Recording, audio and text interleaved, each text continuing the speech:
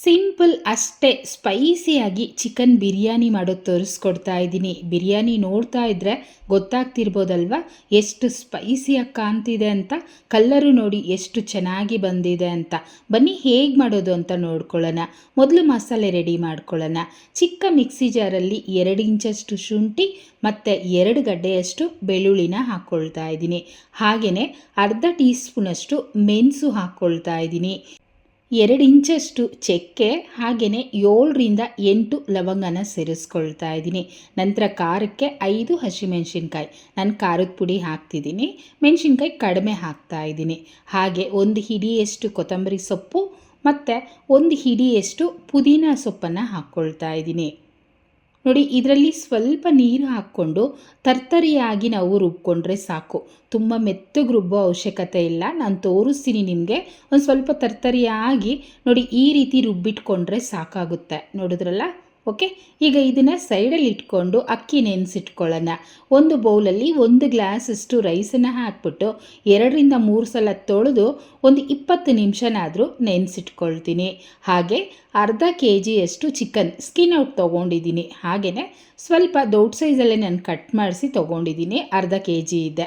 ಪಕ್ಕದಲ್ಲಿಟ್ಟು ಕುಕ್ಕರಲ್ಲಿ ಬಿರಿಯಾನಿ ಮಾಡ್ತಾಯಿದ್ದೀನಿ.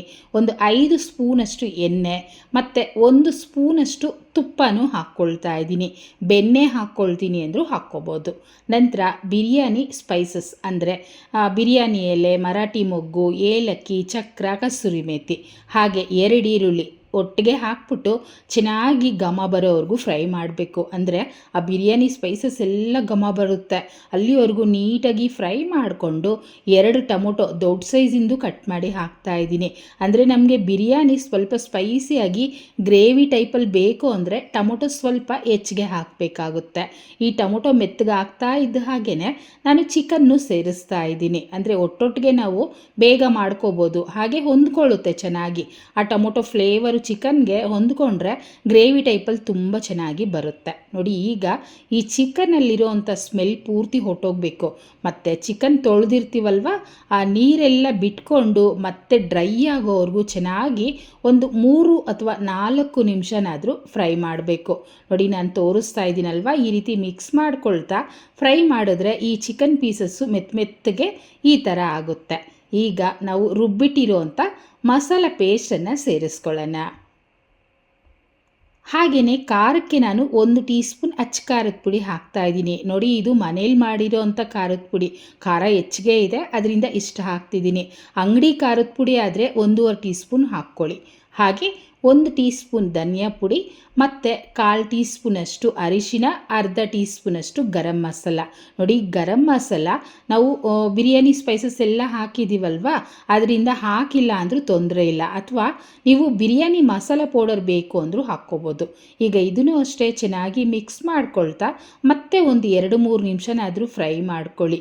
ಇದು ಅಷ್ಟೇ, ಸ್ವಲ್ಪ ರುಬ್ಬೋವಾಗ ನೀರು ಹಾಕಿರ್ತೀವಲ್ವ, ಅದು ಪೂರ್ತಿ ಹಿಂಗೋಗ್ಬಿಟ್ಟು ನಮಗೆ ಬರೀ ಎಣ್ಣೆ ಮಾತ್ರ ಮೇಲ್ ಬಿಟ್ಕೋಬೇಕು. ನಾನು ತೋರಿಸ್ತೀನಿ ನೋಡಿ. ನೋಡಿದ್ರಲ್ಲ, ಈ ಥರ ಆಗಬೇಕು. ಸ್ವಲ್ಪನೂ ನೀರಿಲ್ಲ, ಬರೀ ಎಣ್ಣೆ ಮಾತ್ರ ಇದೆ. ಈಗ ನಾವು ನೀರನ್ನು ಹಾಕ್ಕೊಳ್ಳೋಣ.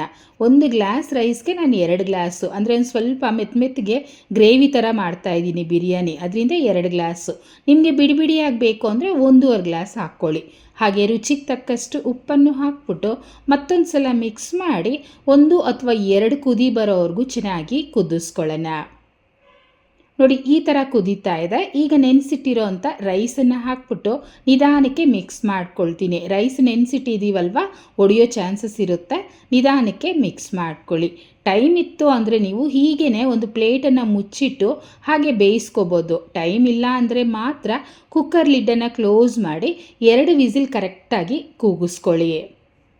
ನೋಡಿ, ಈಗ 2 ವಿಸಿಲ್ ಆಗಿದೆ. ನೀವು ನೋಡ್ತಿರ್ಬೋದು, ಕಲ್ಲರು ಸ್ಪೈಸಿಯಾಗಿ ತುಂಬ ಚೆನ್ನಾಗಾಗಿದೆ ಅಲ್ವಾ.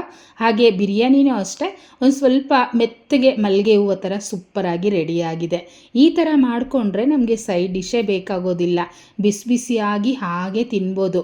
ಆ ಚಿಕನ್ ಪೀಸಸ್ಸು ಅಷ್ಟೇ ಸಾಫ್ಟಾಗಿ ಬೆಂದಿದೆ, ಹಾಗೆ ಬಿರಿಯಾನಿಗೆ ಚೆನ್ನಾಗಿ ಹೊಂದ್ಕೊಂಡ್ಬಿಟ್ಟಿದೆ. ನೋಡಿ, ಗ್ರೇವಿ ಮಾಡೋಕ್ಕೆ ಟೈಮ್ ಇಲ್ಲ ಅಂದಾಗ ಈ ರೀತಿ ಸ್ಪೈಸಿಯಾಗಿ ಬಿರಿಯಾನಿ ಮಾಡ್ಕೊಳ್ಳಿ. ಹಾಗೆ ತಟ್ಟೆಲಿ ಹಾಕ್ಕೊಡ್ತಿದ್ರೆ ತಟ್ಟೆ ಪೂರ್ತಿ ಫಟಾಫಟ್ ಅಂತ ಖಾಲಿ ಆಗುತ್ತೆ. ಅಷ್ಟು ರುಚಿಯಾಗಿರುತ್ತೆ. ಈಗಂತೂ ನಾನು ಸರ್ವ್ ಮಾಡ್ಕೊಳ್ತಾ ಇದ್ದೀನಿ. ಖಂಡಿತ ನಿಮಗೂ ಇಷ್ಟ ಆಗಿರುತ್ತೆ. ಹಾಗಿದ್ರೆ ಇವತ್ತೇ ಟ್ರೈ ಮಾಡಿ, ಹೇಗೆ ಬಂತು ಕಮೆಂಟ್ ಮಾಡಿ, ಮತ್ತು ಲೈಕ್ ಮಾಡಿ, ಶೇರ್ ಮಾಡಿ. ನಂತರ ಚಾನೆಲ್ನ ಸಬ್ಸ್ಕ್ರೈಬ್ ಮಾಡಲಿಲ್ಲ ಅಂದರೆ ಮೊದಲನೇದಾಗಿ ಚಾನೆಲ್ನ ಸಬ್ಸ್ಕ್ರೈಬ್ ಮಾಡ್ಕೊಳ್ಳಿ. Thank you.